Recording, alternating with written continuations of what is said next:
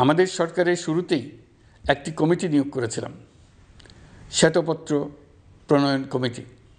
এই কমিটির কাজ ছিল অভ্যুত্থানের পর অর্থনীতি কোন পরিস্থিতিতে যাত্রা শুরু করলো তার একটা দলিল রচনা করা। এতে কি পেলাম না তার একটা চিত্র তুলে ধরার দায়িত্ব দেওয়া হয়েছিল এই কমিটিকে।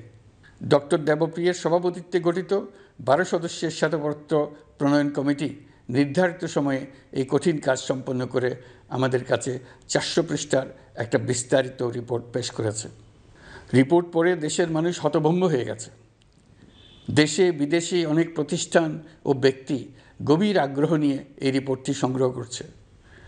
দেশের মধ্যে পত্রপত্রিকা, সেমিনার, আলোচনা সভা, টেলিভিশনে এই নিয়ে প্রচুর আলোচনা হচ্ছে। ফ্যাসিবাদী সরকার দেশের অর্থনীতিকে ভেঙে দিয়ে গেছে, এটা সবাই বুঝতে পারছিল, কিন্তু অর্থনীতিকে কী পরিমাণ ধ্বংসস্তূপে পরিণত করে দিয়ে গেছে তার পরিমাপ সম্বন্ধে কোনো ধারণা করতে পারছিল না। শ্বেতপত্র প্রণয়ন কমিটি হিসেব নিকেশ করে এর পরিমাণ বের করে দিয়েছে।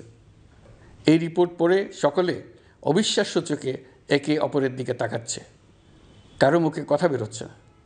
দিন দুপুরে সকলের সামনে থেকে হাজার হাজার কোটি টাকা ব্যাংক থেকে পাচার করে নিয়ে গেছে। কেউ বলার ছিল না, কেউ দেখার ছিল না। যারা নিয়ে গেছে তাদেরকে কেউ বাধা দেয়নি, বরং সর্বস্তরে সবাই আগ্রহ সহকারে তাদের সঙ্গে সহযোগিতা করেছে, কারণ তারা সব আপন লোক। বিশাল বিশাল প্রকল্প নেওয়া হয়েছে ঋণের টাকায়। এসব প্রকল্পের মোড়কে বিশাল বিশাল অর্থ লুটপাট করেছে। প্রকৃত ব্যয়ের চাইতে কত বেশি ব্যয় ধরে কাদের হাতে টাকাটা পাচার করে দেওয়া হয়েছে তাও এই প্রতিবেদনে তুলে ধরা হয়েছে। শ্বেতপত্র প্রণয়ন কমিটি তাদের প্রতিবেদনে তুলে ধরেছে যে বার্ষিক উন্নয়ন ব্যয়ের প্রায় অর্ধেক টাকায় লুটপাট হয়েছে। দেশে এমন ধরনের পোষ্যতোষী পুঁজিবাদ তৈরি করা হয়েছিল যার সুবিধাভোগী ছিল স্বৈরাচার ও তার সহযোগীরা। প্রতিবেদনে উল্লেখ করা হয়েছে যে নির্দিষ্ট কিছু গোষ্ঠীকে সুবিধা দিতে যে পরিমাণ কর ছাড় দেওয়া হয়েছে সেটা অর্ধেকে নামিয়ে আনা গেলে দেশের শিক্ষা বাজেট দ্বিগুণ, স্বাস্থ্য বাজেট 3 গুণ করা সম্ভব ছিল। পাচার করা এই টাকা আপনাদেরই টাকা। তারা প্রকাশ্যে আপনাদের কষ্টার্জিত টাকা লুট করে বিদেশে ভোগবিলাসে ব্যয় করছে। সম্প্রতি গার্ডিয়ান পত্রিকাতেও পাচার করা টাকায় গড়ে তোলা সম্পদের পাহাড় নিয়ে একটা সচিত্র প্রতিবেদন প্রকাশিত হয়েছে।